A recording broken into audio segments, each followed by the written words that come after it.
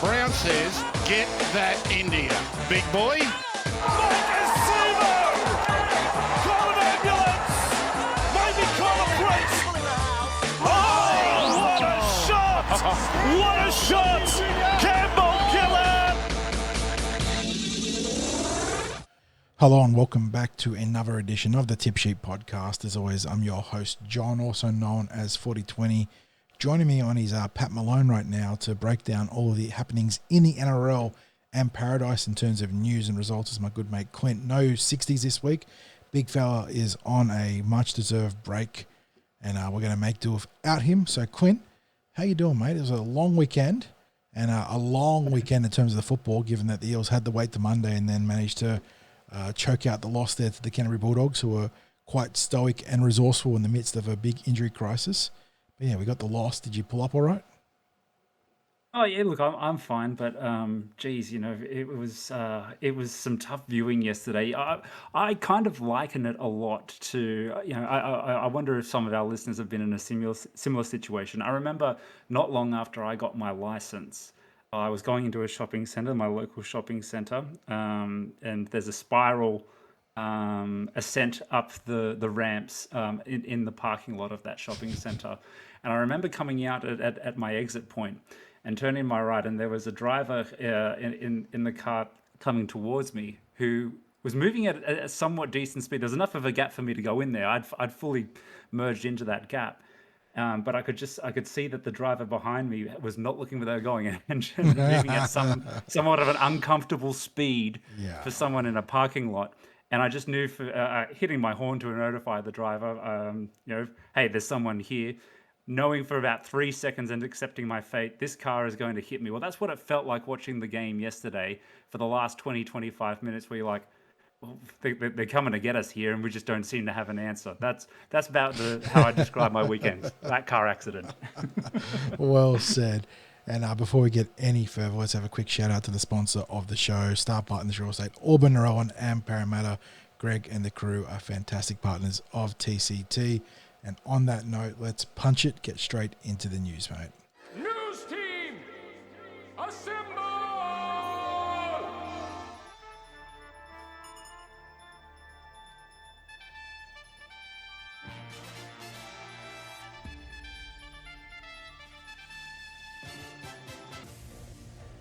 60s and myself ripped off the Band-Aid yesterday afternoon or yesterday evening, I guess, once the game was wrapped up around 6 o'clock.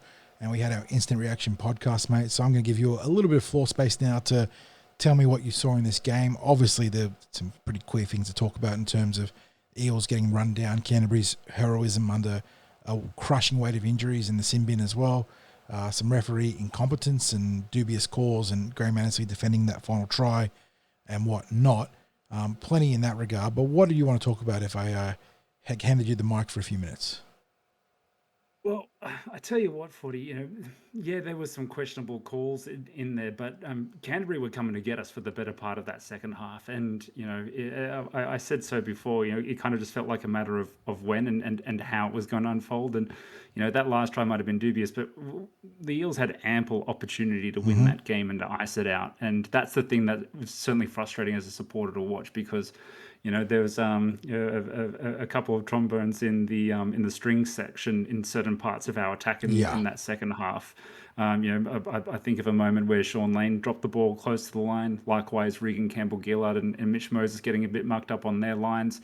The line drop out that Junior Polo it hit his foot and went back into the in goal for Canterbury to swoop up and clear out. It's those types of things that you just have to get right. And, unfortunately, again, we wear our 2001 heritage strip again on a Monday afternoon. And again, we lose a tight one towards the death to a less fancied opponent. And it was a very frustrating game to watch. But you couldn't help feel but watching it is that, because we didn't close out, much like that Easter Monday game when Lachlan Galvin went to the sin bin, when Kurt Mann went to the sin bin, we just panicked. And I'm not entirely sure of the statistics around this. I'm going off the eye test here, and we got to be one of the poorer teams in the competition in terms of handling the one-man advantage. It seems as though it almost it becomes a It mental stresses us out, disadvantage for the doesn't it? side. Yeah, like we It's like we play we've got to take pressed. advantage of this Yeah. situation. If we don't, we're gonna F it up, and it's like, well, it becomes a self-fulfilling prophecy. Yeah, it's crazy, isn't it? It's like getting the one man advantage should almost reinforce your ability to do your set rotations. Like go, Yeah, you double down on you it, right? don't you don't go through the motions, but you just stick to the plan because if it's going to Because work against 13 worst man, case scenario, you wear them down. yeah, Worst exactly. case scenario, you wear them down. The worst thing you can do is get jumpy and antsy and start turning the ball over. That's exactly what the Parramatta Eels did, and it's obviously frustrating because Mitchell Moses was back in the team and he looked dominant in the first half. You know, he was pulling the Bulldogs apart. Very slick, very slick, and you kind of got to what happened after we laid on that early second half try to Kelma. Why we went away from that, you can only really point to the sin bin and that unsettling us, as and as we're just saying, that's when you double down. That's when you really make those that advantage work in your favor by forcing the Canterbury defense in this instance to absorb as many tackles and as many sets as completed sets as they can. And like I'm actually ambivalent. I'm not too fast in this instance. Our side scores a try when they've got the one man advantage. Just complete the sets and wear them down, because That's at the end of thing. the day, it'll catch back up to them in the end. That is the thing. Like obviously you want to be scoring as many points as possible, but if you go through that entire 10-minute period not scoring a point, but you have dominated possession and dominated territory and worn them down, then that's going to carry you so far to victory. And that's the one thing the Eels didn't do, is they just turned the ball over cheaply, let the Dogs out of jail, and then, if anything, sort of wore themselves down by over-amping themselves up. Yeah. Yep. Yeah, and that's, again, the thing that was so frustrating, because that was what was in our control. Yeah. And we didn't do it. And look, the officiating, Eels had a long string of penalties go their favour. I don't think any of them were contentious, to be fair. I mean, the Dogs, between high shots and offsides and, various indiscretions probably, got them deserved to be penalised. Whether the Eels should have been pinged up more, I'm not sure. Obviously, I'm not really watching that side of the ball. Bulldogs got a number of calls go their way in the clutch moments there. I mean, I know there was some controversy about the Blake Wilson try. And look, Dylan Brown probably was obstructed, regardless of what Graham Mansley says. But the fact is that the Dogs were carving up that side of the field the entire game. Yeah, absolutely. It was a really tough assignment for Dejan Arce. Poor Dejan. There'll be plenty of people who want to point the finger at him, but it kind of felt as though we asked him to be something he wasn't. He was thrust into a stencher against. Yeah, into a terrible against situation. Stephen Crichton, no less. Yeah, the cup playing on Friday meant that it ruled out It ruled out any other viable replacement, most notably Morgan Harper.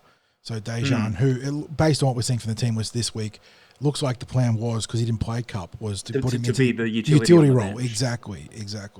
And instead he got thrust into the centres, making the best, Trent Barrett trying to make the best out of a really unfortunate situation there in terms of logistics and scheduling. Yeah, my real gripe in terms of the officiating was the Preston penalty, which if you ever were dubious about injury influencing the outcome of a call, just look at the Preston injury. That if anything, that could have been a penalty against the offense for impeding the defense by running into someone. But no, it was Dejan Arce literally watching the ball on his inside, getting run into by the support runner, who, unfortunately, the good news for Preston is that it wasn't as bad as initially thought, and it's a 2 to 4 week sprain, where it looked like he torn his Achilles or broken his ankle awfully at the start. But they literally gave the penalty to the Bulldogs because the player hurt himself. Like that, crazy. It's one of those instances in particular when there's that stoppage in play. You'd like to see them, upon viewing the incident multiple times, go, hey, you know what? We jumped the gun in calling a penalty here. Let's actually overturn that and go, it's a I can't remember what tackle it was, whether it was the last or whether it was it was like the third or fourth or whatever, and it just would have been a play the ball situation. But I can't remember exactly what happened after that unfolded, because there was that level of stoppage in play for the injury. But you'd like to think a common sense application of the rules would take place. Then they're going, you know what, this is barely incidental contact from the defender, and we could probably, as you suggested there, 40, that we could probably even build a case that the attacking side were the aggressor. Yeah. to use a bit of old Jim Dimmick terminology. That is a good throwback right there. Yeah, look, the result obviously slipping through the Eels' hand, and in that same vein, the season probably slipping away there. Eels needing to win, I think it was 10 of their last 13 games. And I think with that loss now, they need to win. I'm not sure if that was factoring the Cronulla win, which would mean they need to win 9 of their remaining 11 games, right? So 9 of the remaining 11 games. So that's a very, very thin margin of error. And if you look at our schedule, while there are some easier games there, I use that very loosely because there is no such thing as an easy game in the NRL. There are plenty of top-tier opposition. So Eels would have to do something pretty remarkable to get to the finals from here. So the good news is that Cup and Flegg both won. Clint, 4-point win in the Flegg, 20-16 for the Eels there. And that was really not reflective of how dominant they were. It was 20-4 with 4 minutes to go before the Dragons scored a couple of late tries, which 60s Ryvvr-Lee informs me were pretty contentious. So the Dragons flattered by the scoreline there. So another good win in the 21s as they continue to rebuild from their awful start and make some serious headway in the bid for an unlikely finals berth. Similar story in the New South Wales Cup, 4-point win there, 18-14, although as I was joking with the fellas in the Parra podcast, this one could have read 12-8, just as likely. Yeah, the two, a contentious try either way is the death for both sides. Yeah, there was a NFL-style forward pass. I think it was for the Ryvvr-Lee try in the 44th minute. And then the Matt Doorey comeback try, there was the hand of God from Morgan Harper there that somehow was ruled backwards or not touched. I don't know. But Matt Doorey touched the ball down to score, get the Eels out of jail there. Ethan Sanders being the difference between the two teams in terms of goal kicking. He was flawless off the kicking tee while Jonah Glover was 1 from 3. So good result there for the Cup, and that wraps up the weekend, mate. So let's get into Teamless Tuesday before we talk about some junior representative news, which is good to see. Teamless Tuesday, nothing too outrageous, which is what we expected, to be honest. Trent Barrett, like Brad Arthur before him, is not working with a full deck of cards between injuries and a short top 30. So, Eels look this way. Gufferson at fullback. Sivo provisionally named to play here after that late hamstring injury last week. He'll be on the left wing with Blaze Talangi on the right. I thought Blaze actually did a pretty good job, all things considering. I think I said the 60s. I think it was his debut game, essentially, on the wing. So he did a pretty good job there. Will Penasini, Sean Russell in the centres. Probably as good a back line as we can name right now, so you can't complain too much in vain of what we got. Dillbags and Mitch in the halves. Reg and Junior starting bookends, but Junior could easily default back to the bench as we've seen for most this year. Brendan Hands, dummy half. Kelma Tuivaiti, Cartwright and Hopgood in the back row.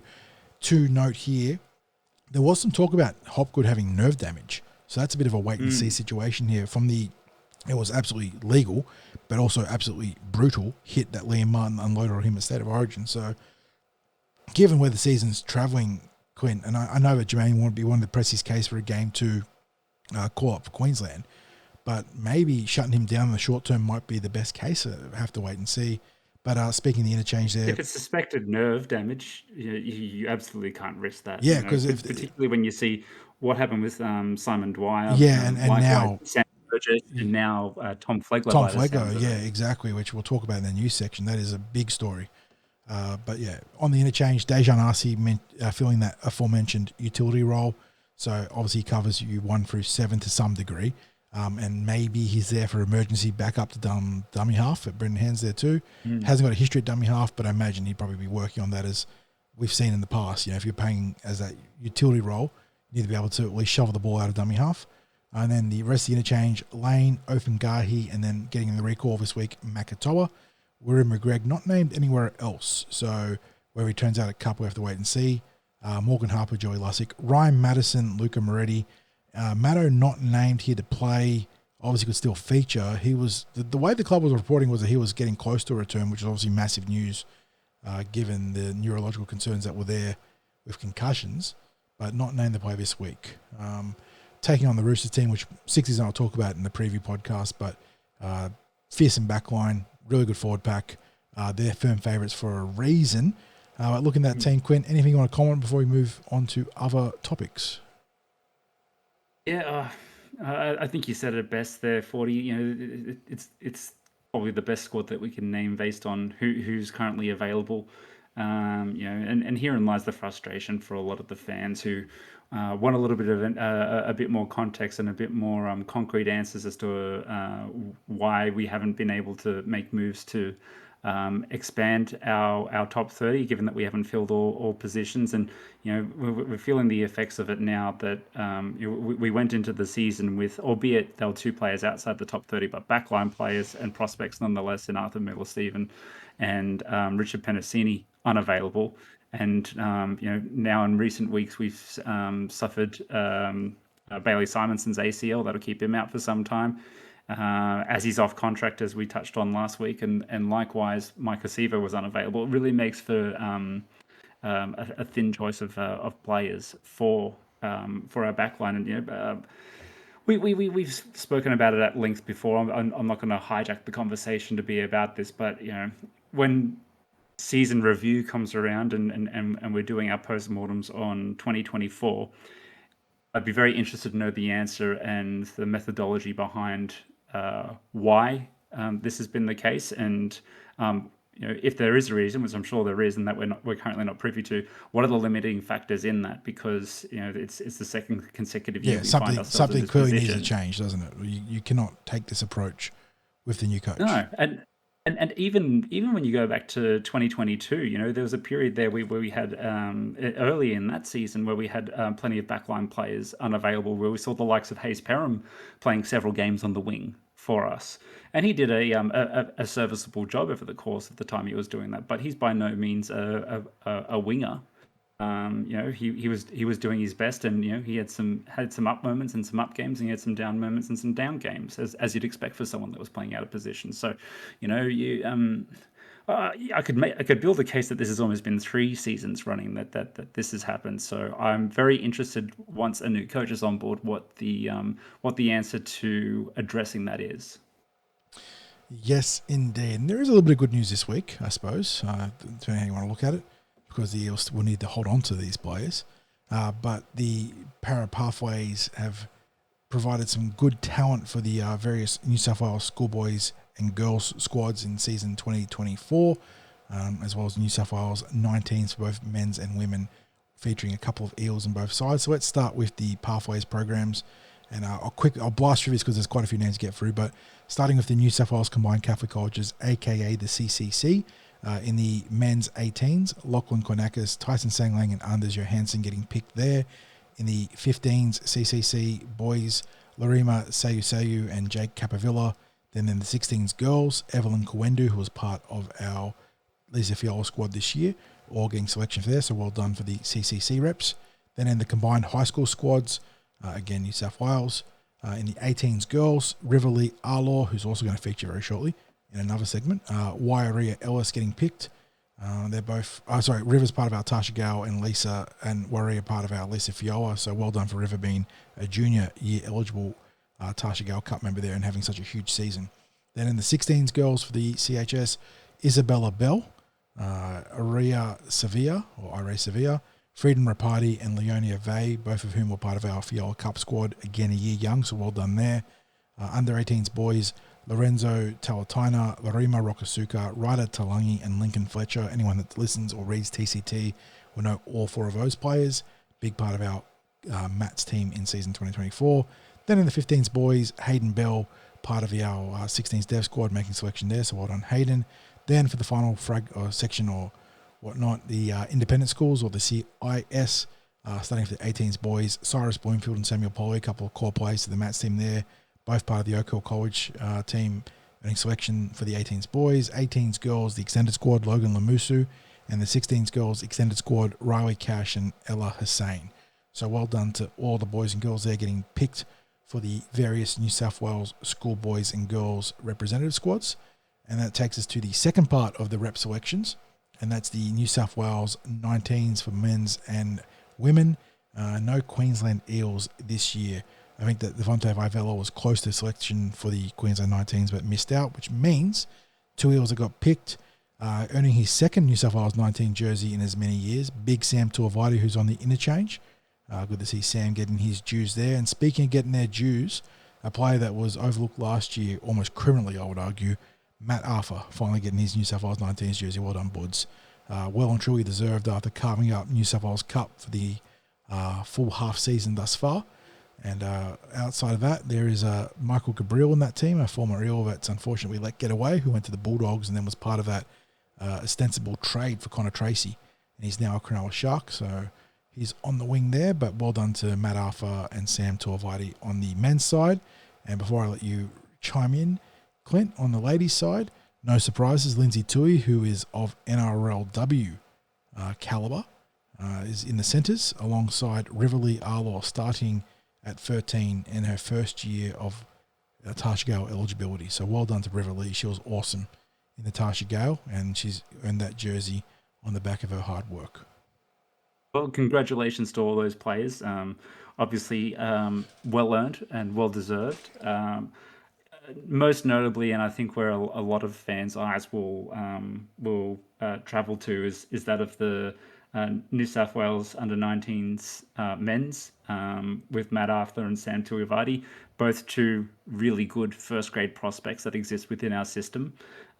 Particularly Matt Arthur, obviously the hooker position is something that's been well discussed amongst the fan base over the course of the last two seasons, since not only the exit of Reid Marnie, but the subsequent arrival and then breakdown of Josh Hodgson, Brendan Hands having some good cameo games in there, Joey Lussick arriving. There's definitely been some players moving around in and out of that 9 jersey, and Matt Arthur is viewed as a good long-term prospect and option for the hooking role. And anyone who's been watching New South Wales Cup, this is no surprise that he's got his much-deserved dues in getting this jersey.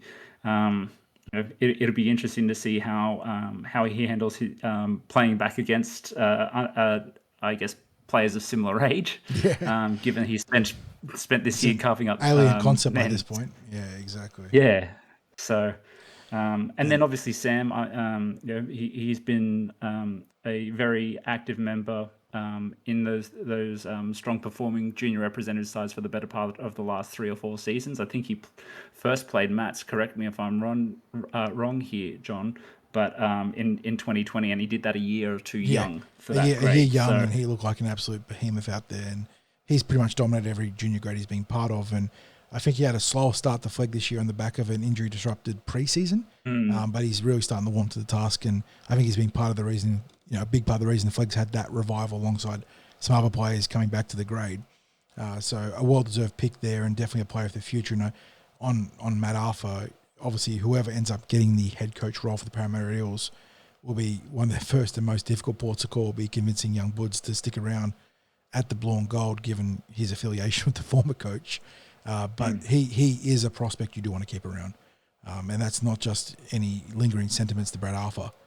Matt Arthur is a very, very talented dummy half. And I think there are pretty much 16 other NRL teams that would be very interested in having him on their books. So, on that note, let's head into the halftime break. A nice little rapid-fire Parramatta section. There wasn't too much to talk, though, with the short turnaround between the Monday public holiday and the Team List Tuesday. And I'm really sad that 60s isn't here, Quint, because I was continuing with the rap theme this week. Obviously, we had Eminem's new single Houdini last week, and what I could get in there without too much profanity onto the podcast. But the YouTube algorithm said, "Oh, you know what? You like listening to rap music? You've been around that sort of category on the searches this week." So the weirdness that is the YouTube algorithm has spat out what I can only describe as a interesting little discovery, and it follows with the rap theme. But it's not in English. I don't even understand a word that it's there except for Barbara. But looking at the translated lyrics, it is a sort of a tongue-in-cheek German tongue-twister rap done by some middle-aged white guys. The more advanced parts of middle-aged, who are clearly just having some fun with this. And it's been a bit of a hit on YouTube, apparently. So I present to you Barbara. Es war einmal in einem kleinen Städtchen, da lebte ein Mädchen namens Barbara. Und diese Barbara war im ganzen Land für ihren abartig guten Rhabarberkuchen bekannt. Ja, man konnte sagen, dass Barbaras Rhabarberkuchen ohne Wenn und Aber gar eine geradezu magische Erfahrung war. Abracadabra, ja, dieser Kuchen war geradezu bombastisch. Und die Nachfrage danach erstarkte drastisch. Barbara eröffnete noch im selben Jahr eine Bar und nannte sie Barbaras Rhabarberbar. So the best I can decipher is it's a song about Barbara and her rhubarb pie, which is magical and her barbarian village. So all That's most various, certainly a euphemism, I imagine. yeah, all sorts of tongue twisters revolving around Barbara and English to German transitions there. So thank you, YouTube algorithm, and the wonderful quirkiness that you spit out for me.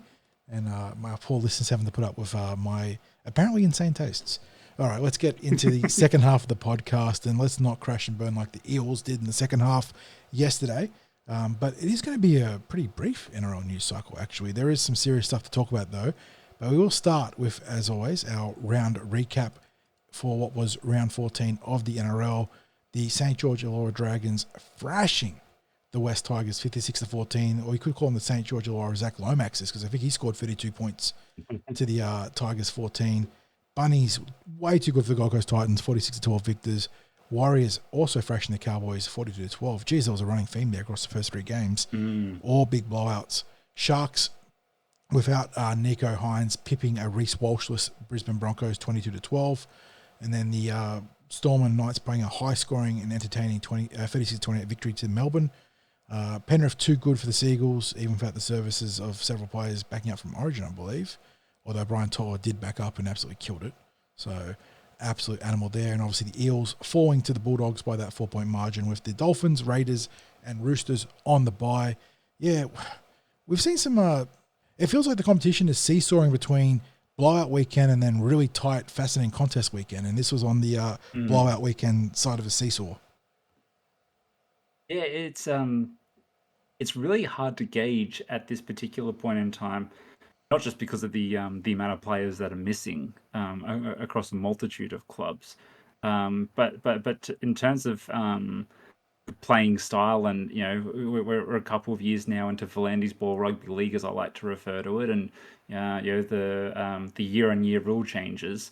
It's really hard to get a gauge of just who is a really good side versus who is an opportunistic side that's come up against an opposition at the right time and in the right conditions. Yeah.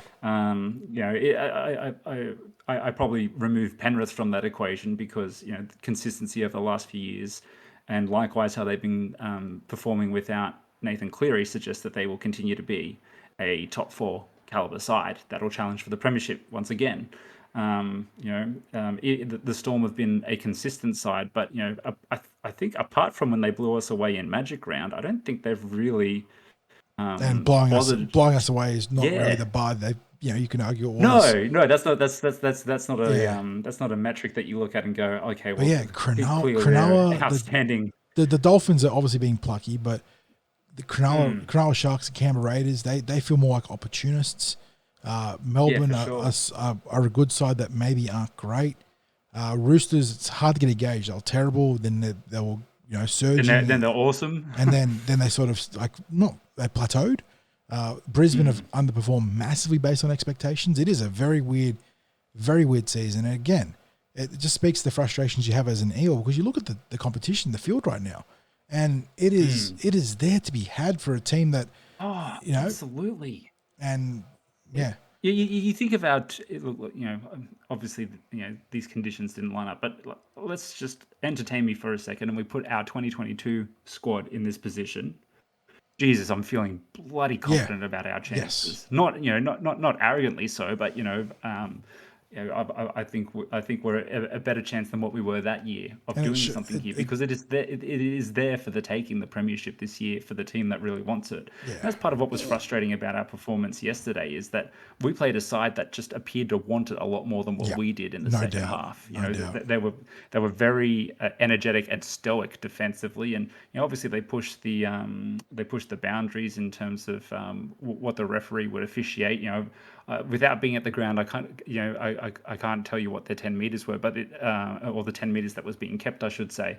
But again, the eye test on the TV suggests remind me a lot of some of those really frustrating, uncomfortable games we've had against St. George over the last 4 or 5 years, where they constantly push the offside and try to get under our skin and irritate us. And on the other side of that discussion is that there was a little bit of, I dare say, some Penrith defensive energy about the Bulldogs yesterday. Yep. I would be lying if I said I wasn't envious watching that, going, I wish that was the way that we defended. But that's a discussion for another time. And obviously, we have certain players that have other strengths elsewhere that we've got to balance out in the grander scheme of the competition and the opponents we come up against each week. But it really is there for the taking, 40, and you touched on Cronulla being an opportunistic side, the Raiders likewise being an opportunistic side.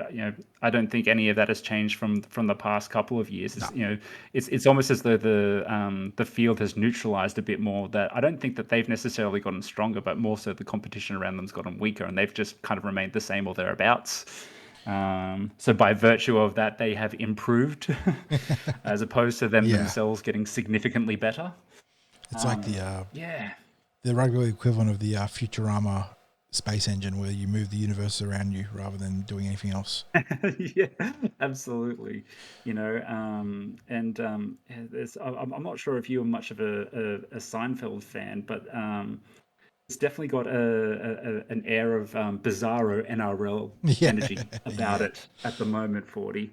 I've got to be brutally honest. I haven't particularly enjoyed this season. Not even put our own team's performances aside, just as a neutral, to be honest. I'm not sure if that's the vibe or feeling amongst our listeners. If they look at some of the other games, watching it as a neutral. But I know from speaking with fans of other sides, I've got Cardinals in here. I've got a friend that's some close friends that are Manly supporters and Bulldogs supporters and Cowboy supporters as well, and their sentiments are pretty similar. They're not watching as many other games as what they used to, because they're not quite enjoying it as much, and two, they feel as that the quality is adversely affected, not just by the injuries and the suspensions that are keeping the quality players out, but there's by virtue of that, they feel as though the talent pool is somewhat diluted, and hence the product being affected.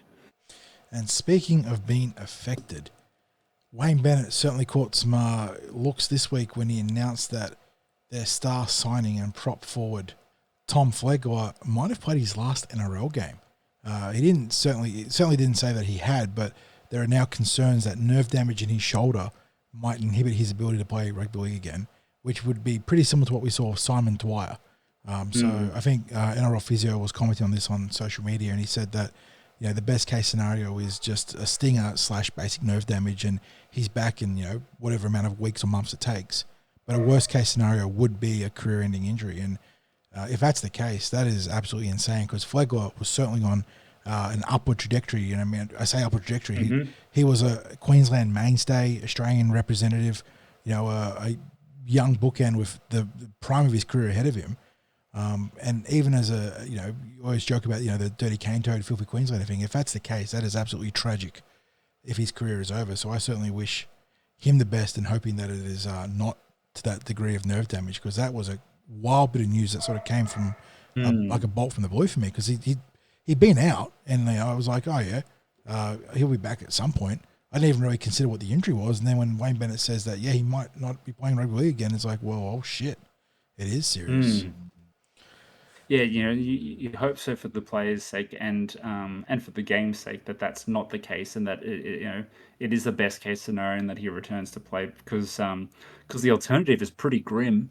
Well, it's not just career. It's not just career over, is it? It is a life-changing. It's life-limiting. Yeah. Like the restrictions he'll have to navigate around some serious changes there. So, if that is indeed the case, so we hope for Tom and for the Dolphins, for that matter, that he can get back out there on the field, because I'm certainly not one to promote the success of our competitors per se, but I do enjoy watching teams play with the stronger squads available. Exactly. So that the quality of the game is not inhibited. It goes back to the point we're just making, that the quality of the product has been pretty volatile this year, between some good rounds, but then also some big blowouts. And if you want more competitive rounds, you want more, star players staying healthy for teams like the Dolphins. Mm-hmm. Absolutely. Now we move on from wishing him the best in recovery. Yes, exactly. And we move on from a player who has circumstances beyond his control to a player who is perhaps out of control. And that's Roosters star recruit Brandon Smith, who, disregarding any rumours that have been going around the Sydney rumour mill, He is in trouble now for missing his team's mid-season review and not answering his phone when pressed to be there. And I think he gave a pretty limp response based on what I saw from the media articles. And the Roosters are essentially putting down the foot and fair play to them, saying that there are standards here. And I don't know if that's a shot across the bow against Melbourne and how they run things, but it's hard to see the Melbourne Storm having bad standards given their success. But I think we've spoken about it in the past, but the difference in rugby league spotlight, the intensity of the spotlight in Sydney as opposed to Melbourne, The Sydney bubble. it's a different beast. And what you can get away with in Melbourne in terms of being a bit looser and making yourself probably a charming character to the rugby league wider public, it doesn't work in Sydney. And there's been some talk, I think, around the traps about how loose Smith has been off the field, and it's now manifesting. And when you're playing well on the field and you're winning games, again, that creates a lot of leeway. But when you are not necessarily not winning, the Roosters started slow, but when you bring that unprofessionalism to the workplace, that's when you get in trouble. And I think that's the case here. And it puts Smith in a very interesting position now because he is on big money. I think the media can be wrong, but the figures I've seen are somewhere between 800 to 850,000 a season. I mean, that's not just big hooker money. That's bigger than anything bar Harry Grant. And, he is not playing in line with that. So big watch this space here, because if the Roosters do part ways with him, I'm going to be keen to see what his market is. Who wants to take a shot on a wild card like that? He is a good player, but he's not that good a player. So, yeah. And you'd imagine that based on any potential suitors and the circumstances surrounding a potential release, that the Roosters would be footing at least some of the bill to facilitate. Yeah, that. if they couldn't get him for a breach on his contract, and who knows, there could be clauses there to protect the Roosters, but who knows? It does put the Roosters in an interesting spot. And speaking of the Roosters, I mean, it feels like their entire back row is disgruntled, because obviously we heard about Angus Crichton wanting out during that whole David Fafita saga. Same with Satili Tupanua, who was told he's free to go elsewhere days before Dave Fafita backflips. And now I think today there was talk about their young back row who they just re-signed. Sua Wong is apparently unhappy, and it's something around being the club looking to transition into a middle forward role. And if you look at their cup team, who are taking on our Eels this week as the curtain raiser at Combank, he's actually named a prop forward. So maybe there is something there to that particular disgruntlement. But yeah, it is a bit of a turbulent time for the Roosters, because they're going for a big transition in the back line coming into season 25. No Swirling, and then provisionally no Manu, subject to him maybe doing a Sonny Bill and coming back season, like rugby union season's end, mid-season for the Roosters. But they got a lot. They could potentially have a lot of cap space, but they'll be in a similar position to the Parramatta Eels, where who are you signing going into the market? And if anything, their problems might open avenues for the Parramatta Eels, for a player like Wong or Tupanua to come here. Yeah, well, look, even if we, why not shoot for the stars in this instance? If the right circumstances are created with whoever ends up being the head coach, is there a pathway that Angus Crichton might find himself here as well? Exactly. Obviously a lot of things would have to transition for that to take place, but the fact that all of them are reportedly unhappy, and it's not common that things like this come out of the Roosters as much as they have. We're talking about 3 players that have been told at some point or another that they're welcome to look elsewhere, only for the Roosters to change their position on that with Angus Crichton. And good on Crichton for sticking it back to them in terms of having a bit of a Mexican standoff there, because I would be feeling quite similar if it was me. You didn't want me, now you suddenly think I'm valuable. I'm second choice because you didn't land David Fafita. Likewise, you've got the I guess contentious and stand down of Brandon Smith around circumstances that are unknown to us, and nor they need to be known to us. That's the Roosters' prerogative and their business to manage. It's not common that all of this noise comes out of the Roosters. So you'd have to think that there is definitely smoke where there's fire with all these players. And in those circumstances, is certainly opportunity for a club like the Eels and certainly many other potential suitors in the NRL. Yes, indeed. And to quote another Simpsons-mism, you got to squeeze every penny. So if you're going to stay there, Angus, make sure to squeeze them for everything. Because like you said, it's not like they did him dirty, but they clearly prioritised David Fifita way more than him. And now the tables have turned, or how they turn tables, as Michael from The Office like to say. And just pop culture city tonight. And yes, it's wonderful. I'm loving it. Now he commands. Long may continue.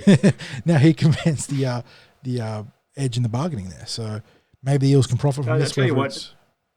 This is what happens when 60's on holiday. Yeah, I know. The kids run the show, and it's just 90s, 2000s. The reins get way too loose. Way too loose. Pop culture city.